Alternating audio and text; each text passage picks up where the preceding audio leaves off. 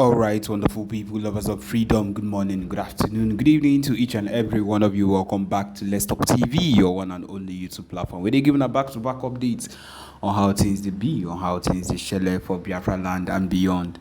If you're joining us for the first time, remember to subscribe and turn on your notifications too. Also, remember to like and share this broadcast too.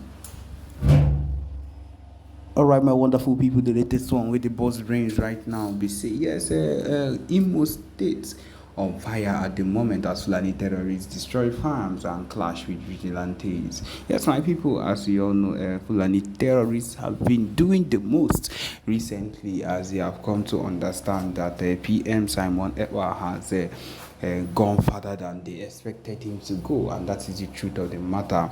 They have come to understand that a man like him is not a man that should be trifled with, is not a man that you should be playing with, and because of this fact, it has made him unstoppable. He has made it very clear to every single one of them that he cannot be stopped, and that is the truth of the matter. One thing is clear: the PM BLGIE Simon Ekpa Njoko is not a man that you would think of and feel that things would not work out for him.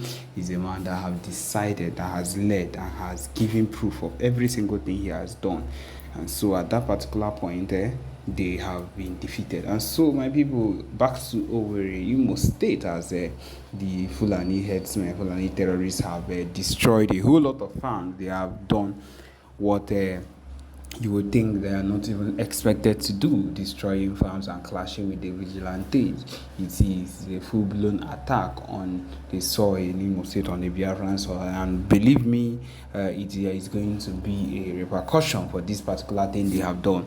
For they have actually caused a whole lot of harm, they have actually caused a whole lot of issue at this particular point, and they are going to face the consequences of all their actions. And that is one thing I would want to assure them, or assure every single one of you that is listening to me of, because you are not going to be able to stand here and watch these people misbehave and watch these people talk rubbish and say a whole lot of things concerning the movement and concerning everything we've been working for.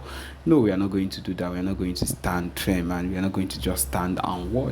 We are going to actually do a whole lot of things and put it into a consideration. And of course, the PM is not going to let this slide, because a hit on one of us, or a hit on any of the states, is a hit on one of us. And of course, we not replying on them, not getting a response from us, is us giving them the permission to keep doing it and keep weakening us when we have been looking for a way, or when we are looking for ways to actually let people know that we are unstoppable.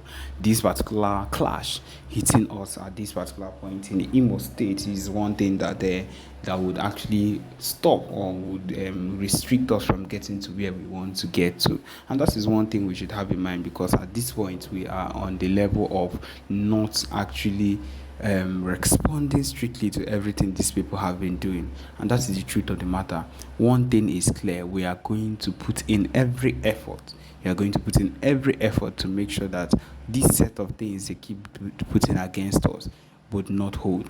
The governor of the so-called Imo State, Hope Uzodinjo, as we all know, is not someone that can even be trusted with doing any reasonable thing or any tangible thing about the situation. He's a man that is inclined with the so-called Jagaban, and at the same time, we know that he is not even capable of doing anything. A man that is inclined with a terrorist is not someone that you can even align with on any terms. So it means that he is one way or another in support and in knowledge of what happens, and someone that is aware of this kind of thing happening. It means that he has already been paid, or something else has happened, and he is already involved in it. And that is the truth of the matter. A man that is involved in something like this is not a man that you should actually move with, or talk with, or relate with on any level, because it is not going to work out. That is the truth of the matter.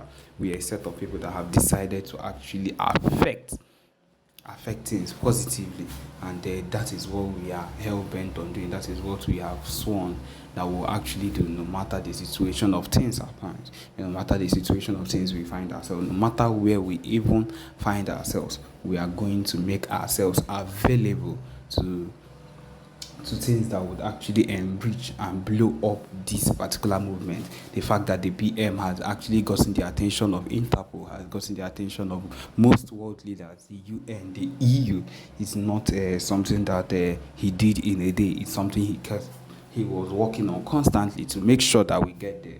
And at the same time, it is this type of thing, people that are expected to support the cause of Biafra, people that are expected to support the cause of every single thing that we've heard there. Is it that they do not understand? Okay, I would say that would have put their selfish reasons, their selfish I would say they are selfish individuals above any other persons, and that is the reason why they do not care about anything that concerns Ndibo. My people, what I'm trying to let people know now is that this same set of people not have not done anything that would be so glaring or so good that this set of things should be done in the right way. I feel it is very, very bad that this is the extent it has reached.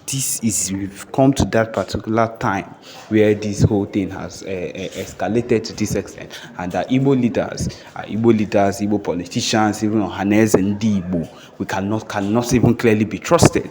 How you cannot trust your own people to do right by you. You cannot trust a fellow Igbo person. My people, that is why we even lost MNK in Kenya, because of this set of people, Ipob DOS, and maybe got information, and I don't know the whole history that comes up with it, that turned up the whole betrayal limit of everything that caused why we lost Ohamadike Ndibo, Mazi Nnamdi Kanu. And at this particular point, we still look at it and we think of why we find ourselves in such states, why we find ourselves in such bad states. My people, in fact, I would call it a bad state because it is not what we would expect to happen. Why would we find ourselves in such states?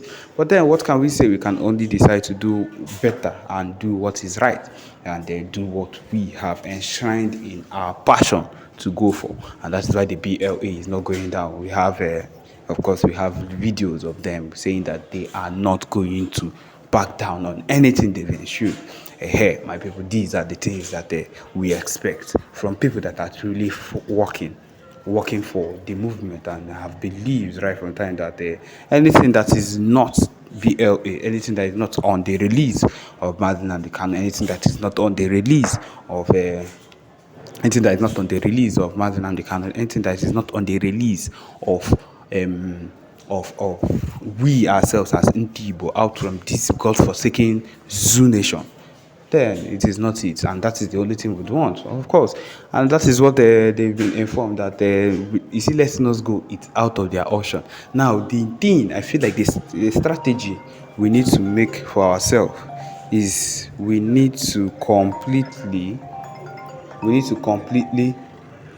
so, my people, these are the things that are helping and spoiling a whole lot of things for we Biafrans. But then the work is something that we've decided to go on our own, and we will not stop. We will not relent on any level, because, of course, relenting has never been any other thing. We are doing this for ourselves. We are doing it for the lives that have been lost in the course to be better and every single thing. So, my people, it is not something that we are thinking of sleeping on. We are not sleeping on it. We are not carrying. The carry out. BLA is here in every state, ready to go against these people, no matter what they've decided to put up against the Biafra Liberation Army. No, nothing of such would hold the Biafran Liberation Army down. No matter the kind of things they send, will always be reinforced with more people, with more soldiers. Adding up that we now have foreign alliances that will help our cause, and of course, for a foreign alliance to be able to help our cause, to help what we ourselves are claiming that we want, which we truly want, they need to be able to see that we ourselves are able to fight for what we want. And until we are able to show that we are able to fight, when it comes out and the time comes for us to show ourselves and say, yes, this is what we want, when we've given them that hit to the extent that they do not and they cannot relent, they cannot reject anymore, and then they come out and they say these are the signs that these people have been crying and have been saying that they want. That is the aim of all these things that is happening.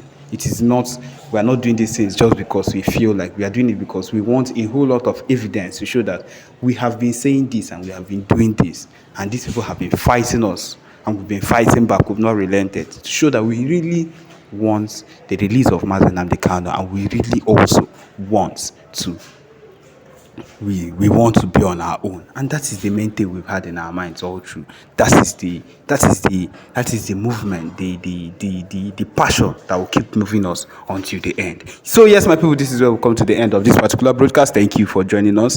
Remember to subscribe and turn on your notifications and share too.